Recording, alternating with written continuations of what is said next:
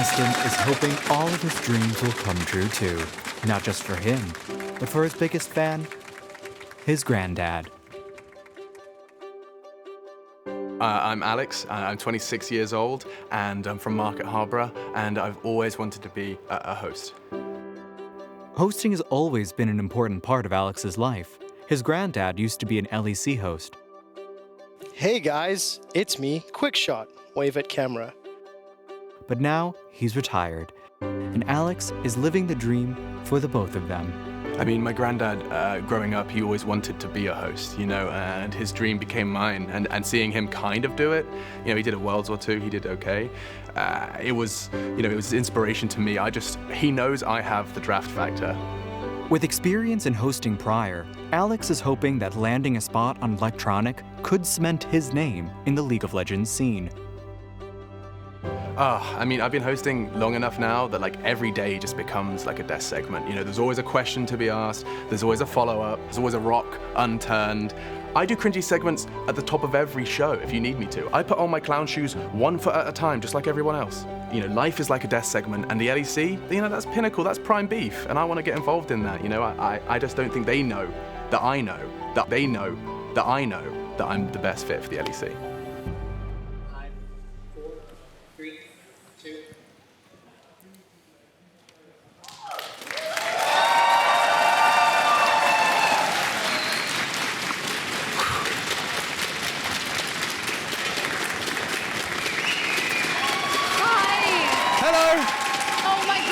Your story really touched me. That was amazing. Thank you so much for sharing that with us. And I just want to make sure that I get your name right. Is it Alex? Yeah. Alex? Alex. Alex sounds even cooler though. Oh, that's perfect. And you want to try out for the electronic band because you think it'll help you be a host? Yeah, I think I could be the very best, like no one ever was. That's an anime. I know Freddy likes anime.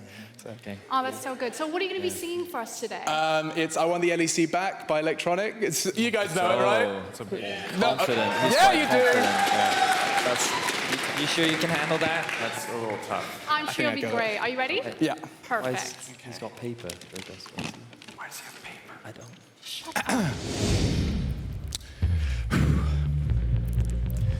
My nights are empty. It's a bit off. Missing you every day. Does he know the lyrics? I don't think he knows the lyrics. I wish that you'd come back. Come on, guys, you know the words. No. To me. No. It was every weekend, bring me nothing but joy. I need to get my life on track. I want. Wait for it. I know this bit. Wait. Here it comes. I want the LEC back so I can spam in the chat. I want the LEC. Okay. It was really good. Very, very good attempt. Solid, serviceable, just not quite what we're looking for. I mean, Betty? I mean, you didn't... Didn't do what? What's that? The fact that you don't know is part of the problem. You know, you don't have that. You so don't... practice clicking. Yeah. Got it. It's there's just a lot missing. What's wrong with Alex? It's the lyrical talent just isn't quite there. Lyrical talent? It just felt like you weren't embodying the song. That you couldn't just hit the notes that we had to hit to make that a hit. Lyrical I put on my fancy shoes that cost rent, and I'm sitting here, you know, in all my fancy clothes. I didn't even think I needed to sing. I can do the dress and, you know, commit to the cringy segments. You know, I can be cringy just like you guys. And I thought it was all auto-tune. Excuse me, what? That unfounded Oh, that's brilliant. We don't know. Okay, it's not we auto-tuned. have never once it's used not auto-tune. auto-tuned, guys. That's It's great. So Dracos is going to give us a live performance right now. Come on, hey! No, this is not what this show is about. This is how can you let this happen? It's fine. It's fine. It's clearly okay. I've done this before. No. I'm just... You'll be fine. Come on. No, you'll you be can't. fine. You'll be fine, Dracos. Oh no.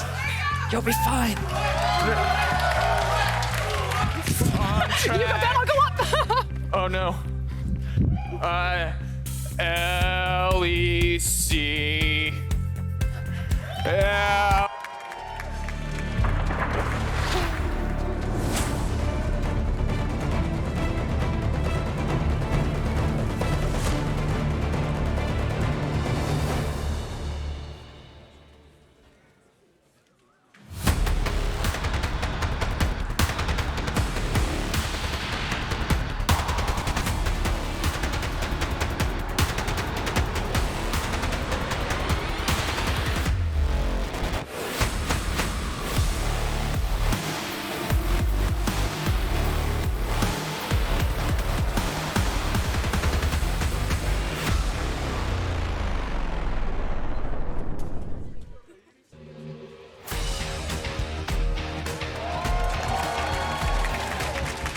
Hello and welcome to Berlin, Germany, home of the best League of Legends and singing. There's a close fight at the top of the LEC with 4 teams tied going into the week. We'll see who separates themselves from the pack as Origin and Mad Lions kick off the action. In Ready Check, we'll talk about the new talent on the LEC stage, and I'm not talking about me, and get some hot takes on patch 10.3, where we say goodbye to one of the most hated champions of all time. You celebrating Party Poppers, Frosk? Yeah, because thank God this guy can't play a Collie anymore. I still play her top lane, okay? She's still a great top laner. I'm sure we'll find a way. For some reason, I'm out of breath. Hang on a second. Let's slow this one down. Was it all that singing, Alex? Yeah, you know, it's about the diaphragm. I didn't have the... I didn't practice. About breathing. Yeah, I can do it better next time. You need to get the breath right, but hang on a second. Now, before we do get into the standings, we do have some key roster updates for you coming into this week. Schalke, for example, are keeping Lorox in the jungle and adding Inax as their starting bot laner. We wave goodbye to Forgiven. Short but sweet. Kind of like you, Vedi. Yeah, I would equate it, except the difference is I think I'll be back in the LEC relatively soon. I think that Forgiven made quite a powerful statement with his most recent tweet saying that what he wants is not what the organization is willing to give him. Therefore, until they're willing to find some level of compromise, he will be sitting out. Right. And I think that it is a very bold statement to make from Forgiven's perspective. I don't think that he's had the strongest split. Whether he believes that's on him or the team around him, I still think that the situation that he's put himself in is a very dangerous one. And I hope that Inax is something that can bring a change and a healthy one for the team environment. Frosk, is the idiom "a poor workman blames his tools" an expression that resonates here? If you look at social media, absolutely. Right. That seems to be like, I don't feel the need to pile on here because I feel like Twitter and Reddit have blown it up enough. I will say that kind of looking forward, if that's the glass half empty, the glass half full is that right now you're bringing up academy members from a squad that is undefeated right now. So yeah, there's a lot of pressure for Schalke to find their big win, but if anyone can do it and you needed to change something in this roster, bringing in Inax is the best step to make. Okay, so keep our eyes on Inax, and perhaps this is that breath of fresh air that they've been looking for. You know, changing something is better than changing nothing when you take a look at the standings, because as we turn our attention to them, this is where the G2 hype train does keep on going. It's chugging along at full strength. There is absolutely no brakes on it. Behind them, though, there is a close fight between 4 teams, all looking to get an edge this week.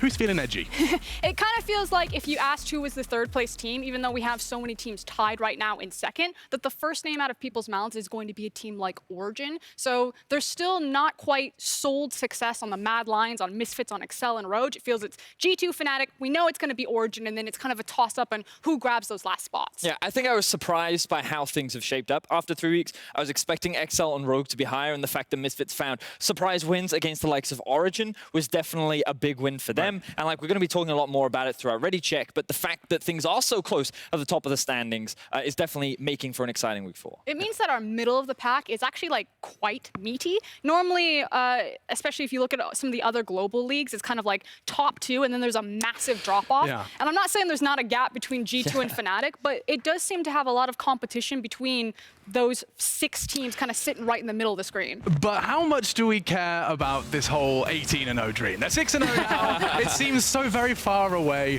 but I mean, this seems to be a conversation you guys like to throw around with the G2 boys. G2 is a team that I think doesn't really care about the 18-0. It's like a nice, happy thing that they'll take if it's available.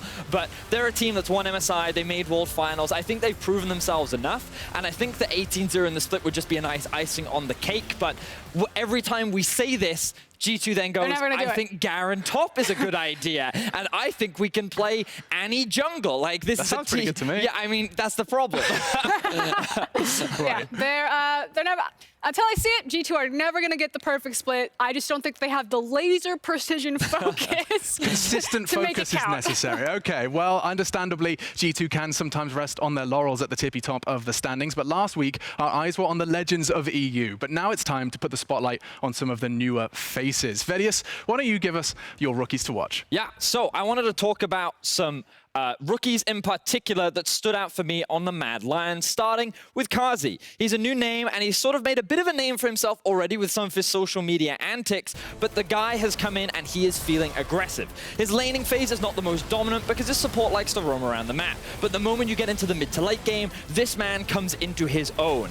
His social media presence often replicates his playstyle, getting in your face, playing fast, playing aggressive, and he seems to be an AD carry that you can rely on. I think that he is a player worth keeping an eye on as we progress through the split, because I think that he has a lot of expectations on his shoulder, and he himself is looking for that Rookie of the Split award. Next to him in the bot lane is Kaiser. This is a player that I think many people will have never heard of coming into the LEC, but he's someone that I think is showcasing what is capable in terms of the support pool here in Europe. He's a player that loves to roam. He's a former Z and Talon 2-trick that transitioned down to the support that loves to impact the map wholeheartedly and by trying to make plays. I think he's someone that can deepen the pretty shallow top talent support pool that we have in Europe, and he's a player worth watching, especially this week. Last but definitely not least is Razork in the jungle for Misfits. He's a player that at the beginning of the split could not land an EQ on Jarvan.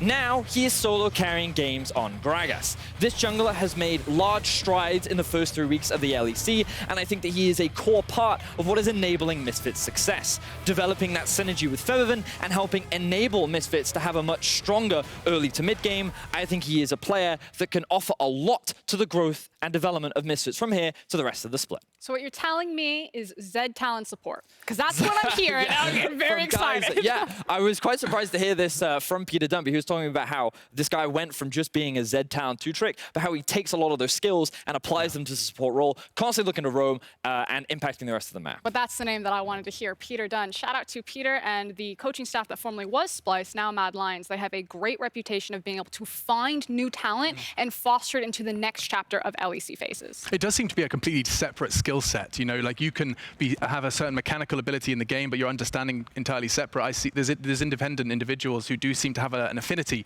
for seeing potential in players, and perhaps that is something we'll see more from as we focus on Mad Lions as their adventures do continue. However, there is somewhat of a wave sweeping the nation, and its new wave is hitting the LEC. And at the helm, we've got Mad Lions and Misfits Gaming, who are fighting in the top with lineups full of rookies. Now, this is impressive, especially considering some of the things Amazing's been saying. He talked with Law on the sofa saying it's a completely different world out there. These rookies, they see the game differently. Yeah, and the synergy seems to be coming together for Misfits as well. It feels like that they're a lot more on the same page compared to what we saw in the first few weeks, and they're finding big wins. It's important to recognize how these wins are coming about, and I've been someone that's been a little bit skeptical of this Misfits roster. You were there with me when I said I think this is one of the worst performing teams that we have here in Europe, but I have to change that opinion and redeem it because you can see that the baseline exists. This team is good enough that if you make those mistakes, they are quick to punish you, and they are very good at snowballing that lead once they've got control over the game. And it's kind of this this blueprint of when you bring in so many fresh faces, you're hitting a hard reset and you're teaching them how to play a baseline of this is the type of League of Legends that you play at the LEC professional standard.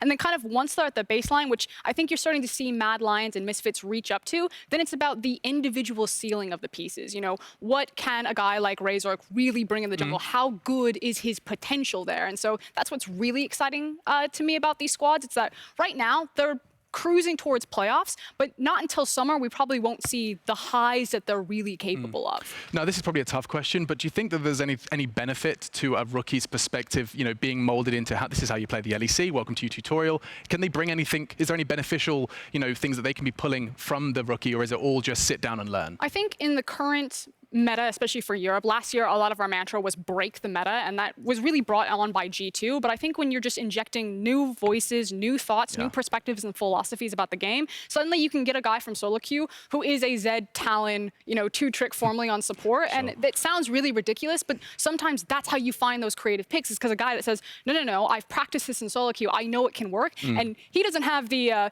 you know, the constant loss to be like, I probably shouldn't raise my voice. He's like, he's fearless. He doesn't know what he should be afraid of. And I think that you often get a big drive factor from a lot of young players. It's something we're going to be talking a lot about today, especially when we get to hear from Kazi versus Reckless. But young players coming onto an LEC stage are always about trying to prove what they're capable of. They want to showcase that they are the next Reckless, that they're the next Perks, that they can be the next superstar that Europe has. And you only have to look at Mad Lions and you see some of the potential that we've already got. Kaiser bringing out things like the Bard already, the fact that so many conversations exist around Kazi. There are so many players on these young rookie squads that bring a lot of enthusiasm to the league that force some of the older players to have to keep up, but also stay motivated with this caliber of talent. And as we do move across to Mad Lions, kind of the final point that I think encompasses both of them is that these teams, Misfits and Mad Lions, are not better than our top teams, but they are good enough to punish our top teams when they mess up. And that's why they're so competitive in the standings right now. It's that they have met a certain threshold that if you do give them an inch, they'll take the whole arm off. So they are still fairly dangerous. You need to respect them and take them seriously. And both Frosk and I are extremely aligned on this opinion, and Mad Lions have the opportunity to prove us wrong this week because they're going up against both Origin and Fnatic. It's going to be harder for our Mad compared to Misfits last week, who did get a big win against Origin, because Origin's like, okay, no experimenting this week. We're going back to what we know works and what we know is effective, and we'll see how Mad can stack up against the expected top teams that we have in Europe. So just gonna kind of pull you back to a point you just made there. Are you kind of, not discrediting, that's not the best word. Are you kind of sweeping the Misfits victory versus Origin as OG were experimenting and Misfits, you know, were their consistent selves? Are we kind of, that's how we're sweeping this under the rug? It's less, like, don't get me wrong, the win that they got was important, and you need to acknowledge that you don't win through playing poorly. They won because they are solid and they're good enough to, as Frosk says, punish the mistakes of these top teams. In Origin, they made one too many mistakes last week, and Featherven took that game by the horns, and they did not let go. And Giotto, I mean, we took to social media afterwards. Frosk, I believe you were observing this earlier, that, you know, he has commented himself saying that that was experimentation. There's no there's no elaboration there. Way around it. And it's kind of the difference between if someone throws, you still have to be able to catch the ball. But Mad Lions and Misfits aren't actively stripping the ball away right now. It's kind of like the easiest way to think about it. Yeah, and in terms of where this peaks, I'm thinking, you know, grand scheme. This split, no one's expecting Mad Lions to be, you know, battling the top 4 necessarily consistently throughout the split. But what are your expectations for this, 7 rookies in the Rift? Well, what's interesting to me is that they're showing a lot of the same tendencies of Splice, and that a lot of their drafts are set up to neutralize. Take their SK Gaming draft, for example. SK like to go forward, so Mad Lions drafted a completely, like, disengaged style of composition, and that makes sense when you have strong voices like Peter Dunn and Mac behind them who are teaching them that old Splice, now Mad Lions system. But the thing is that this team will be completely different. It could theoretically be a Trident-style team where you can carry from every single lane. You have a carry top laner, you have Humanoid in the mid lane, and you now have Karzi, who's looking to make Rookie of the Split, and that completely washes away the identity. So it's just a matter of, can you learn the fundamentals of LEC professional play fast enough? And then once you do, what's your twist on it? Like, how do you say, we can be carries everywhere? I love that. Okay, so you've got to, not only have you got to get the fundamentals down, then you've got to decide who you're going to be. We're all making that choice. I still don't know. I think I'm the guy that wears the funny jackets and doesn't wear the suits and looks a bit silly. Either way, tomorrow the rookies of Mad Lions will be tested to the limit as they face the full weight of that Fnatic legacy. Let's take a look.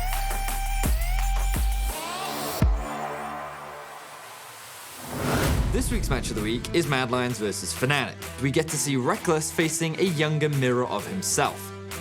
So first I heard about Reckless when I was around 13, and I was always like, ooh, this guy is so cool. When I came in 2014, I felt like I was so much hungrier than everyone else.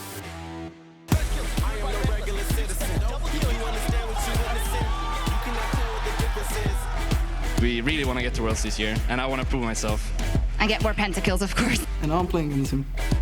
Flash in the melee range of an Aatrox. Here comes a big pull in time. That's a play with style. Well done, Karzi. Oh, Karzi! Karzi! Style. Suplex back. That is the price of 3.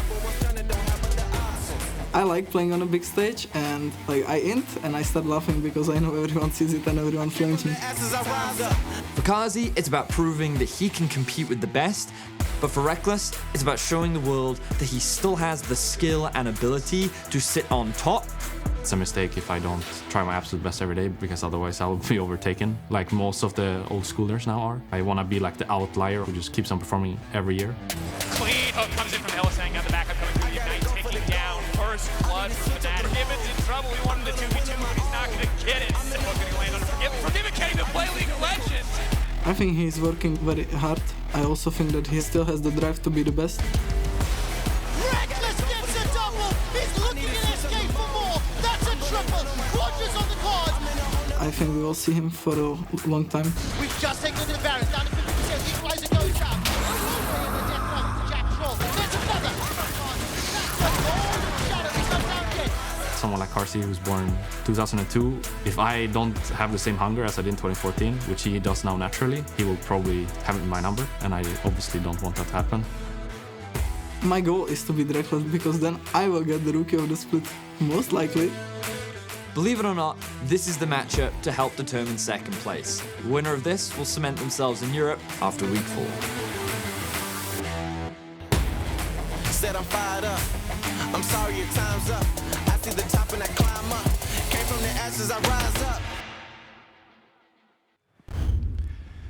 Came from the ashes, but he rises up. Reckless with one very, very powerful perspective of wanting to stay on top after so many years at the tippy top of his game. There's so many that have fallen by the wayside with similar beginnings, and yet this greatness continues to manifest for Reckless. Yeah, Reckless right now is in one of the best performances that we've seen from him for a while. Admittedly, his game against G2 was not the strongest performance, but I feel like that was only a blip compared to what we've seen from him so far this split. And it clearly showcases that he is just as motivated and just as strong as he was all those years ago. And that's what I think is so amazing about having this contrast between the two, because you kind of get to see where Reckless was versus what he is now. And that enthusiasm, that excitement to prove yourself and be the best is pretty much everything that Carzzy embodies, and he gets that opportunity against Reckless in that matchup. And it manifests itself in very specific ways. I think last week we were talking a lot about how Carzzy has a tendency to die a lot, but he has one of the higher DPMs, so he's outputting the damage. And that's really all you have to recognize here, is that he is not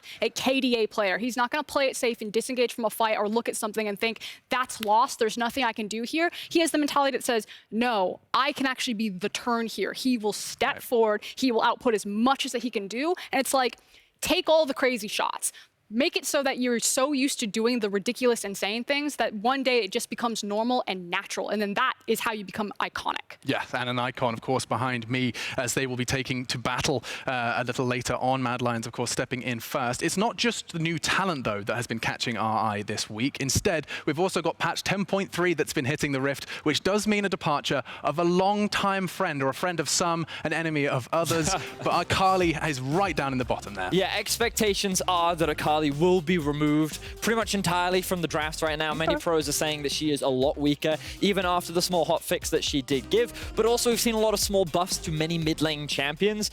And Frosk and I have been talking a lot about how we think that it could expand the mid lane pool. Not necessarily increase Azir, Ryze, and Corki to like the sudden pinnacle of first picks, but we may see a little bit more variation due to some of the nerfs and buffs that have hit the pro scene. In terms of pro play on 10.3, it feels like the Senna nerfs were kind of the biggest ones. So Aphelios is going to rise up as the supreme like bot lane pick. And then we're also probably going to see some mid lane Ezreal has been motivated and kind of whispered about. In terms though of does 10.3 dramatically change the meta? In my opinion, no. I actually think it's more so the prolonged exposure on this meta and the pros' familiarity with it, as well as the inspiration that we're seeing globally. In the LCK, they're playing things like Tryndamere. They've got the weird lanes coming out of them. And I think that's more so going to be an influence if you see a huge shift in drafts rather than the buffs and nerfs on the wall. And I'm seeing buffs and nerfs. I'm seeing that buff category. I'm seeing Sedge and Yuumi. I remember Jankos was like finally happy with Sedge. So is he upset now? Or? Well, I think that Sejuani will not quite be an S-tier jungler, but I definitely expect her to be relevant again. I think that some of the changes that happened to her will make her impactful.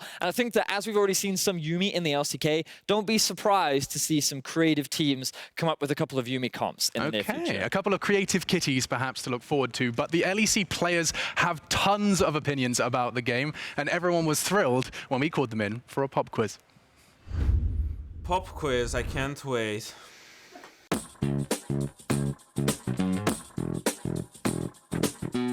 Buff, nerf, remove.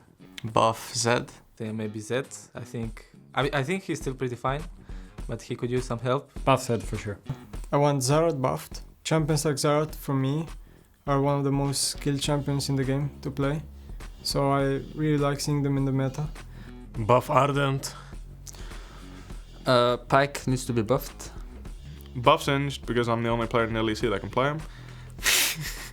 To buff Silas Jungle, because I think he's the most fun champion, and I find the latest changes to him, it changed his playstyle, and I think it's less rewarding for being skilled at the champion. But I don't really need any buffs, because I'm fine with like most of the champions. I just need nerfs, like a lot of nerfs. So for example, yeah, the whole jungle role is very imbalanced right now. Nerf Lee Sin. Lee Sin. Lee Sin. Lee Sin? Actually, I don't know. Maybe Lee Sin? Lee Sin? Yeah, Okay. he's too strong now. Because he's just like unbalanced, you know? Lee Sin, because this champion is absolutely broken. Well, Lee Sin is just disgusting right now. I feel like if his cooldown on Q isn't negative, then maybe he'd be a little bit balanced, like a small amount. First of all, I think Lee Sin should be buff. Lee Sin? Yeah. Okay. I mean, he's already OP, but I like the champ.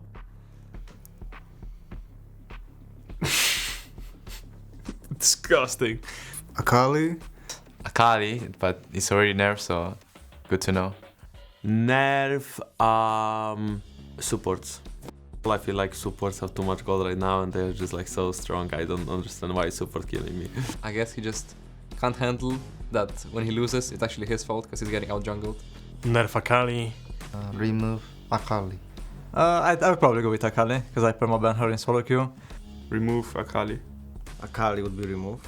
Remove Akali because I hate the champion. I think that she's too imbalanced for 2 years in a row. I really would like to not see her ever again in my life. Range support champions removed. All of them? Yeah. So Janna, Soraka, Karma. Everything. Ornn, like that champ deals so much damage while being so tanky for no reason whatsoever. Like, and he gives 6k gold to his team, like whatever. Removed Zoe. This champ's like disgusting. Just like, I don't know.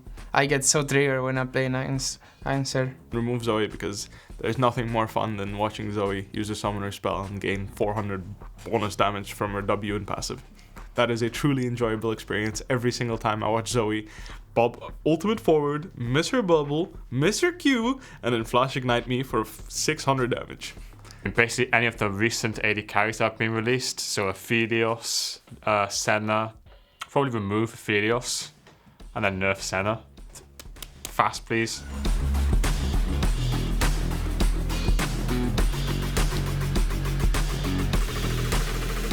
All right, well, fortunately, that video was recorded before the Akali ban, so they got their way. No more Akali to get upset about, but I like that one. We've got Frosk and Vedi joining myself. What do you make of that one, guys? Is there anything that you would add to that list?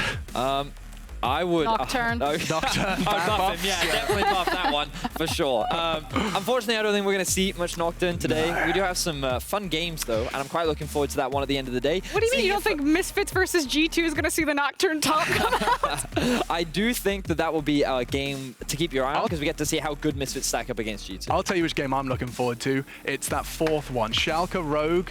This is the first Schalke with no Forgiven. They've got nothing to lose, everything to gain, and that's exactly when the wins happen. It's great too, because it doesn't matter if they win or lose, because if they lose, you're just sitting, you're staring at Forgiven's Twitter and you're waiting for it to go off. And if they win, you're staring at Schalke's Twitter and you're waiting for it to go off. Yeah, Schalke are starting their Valentine's Day the same way I am. Null Zex. I'll tell you that much for sure. Our first game is a pivotal fight at the top of the LEC with Mad Lions and Origin fighting for sole possession of second place. So we know number 2, we know number 1. It seems so clear, Vedi. Yes. Please, God, say something other than that. Yes. So the thing about this matchup is I think we can safely assume that Origin are still the favorites. When you look at them on paper, they seem to still play extremely well. They have strong laners across the board. And as we've been saying throughout the entirety of Ready Check, Mad and Misfits fill this category of if you disrespect them, if you play poorly, they will punish you. But right now, they don't quite have the laners or the experience to be able to be proactive enough to take down some of those top teams that we still have. Sure. Now the thing is that if you are facing across from Origin and you read Andre's Twitter where it's like back to scaling compositions, because the issue is that Origin tried to go for some early game snowball looks. They were doing things like the Lee Sin, the Syndras, the Elise, and the Kianas, and there just doesn't seem to be, I think you used the word collaboration, Vedi. Yeah. Collaboration between Nuke Duck and Xerxes right now, or Xerxes and Destiny. It just seems like the synergy's not there, which I think is one of Origin's key issues and why they're not pushing tempo or pushing pace as well as they should have. So if you're mad, you're like, I'm going to grab every scaling piece I can. Yeah, I'm going I to think get it's the a game battle playing. of the scaling. It is. I think that it's going to be interesting to see what Mad's approach is to the draft, because I've actually been pretty happy with a lot of their drafting throughout this split, and we even get to see some of the creativity with things like the Bard in the bot lane, and I think their draft against G2 at the beginning of the split would have been strong enough if they weren't against the likes of G2. And so I think that they showcase a lot of good strategy, a lot of good planning, a lot of things that we had mentioned about Splice from last split, which just goes to crediting the coaching staff behind them. There's a new wave in the LEC, and it might crush the opposition this week. So let's get into the action. It's OG versus Mad Lions. Thank you very much, Machine. I'm Dracos, joined by Ender. We're getting ready for our first game between Origin and Mad Lions. My colleague has come from an audition for Grease 2.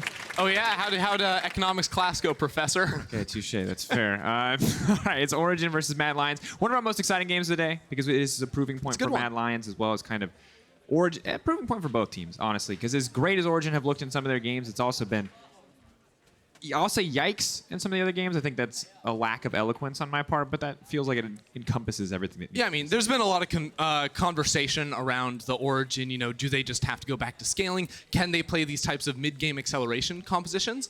So coming into this week, I'm now wondering, do Origin, like they maybe said on Twitter, go back to the basics that were working for them in the early weeks, or actually try to go for some of these styles again where they do have to push the limit in the mid-game and try to push the game forward and come away with the win?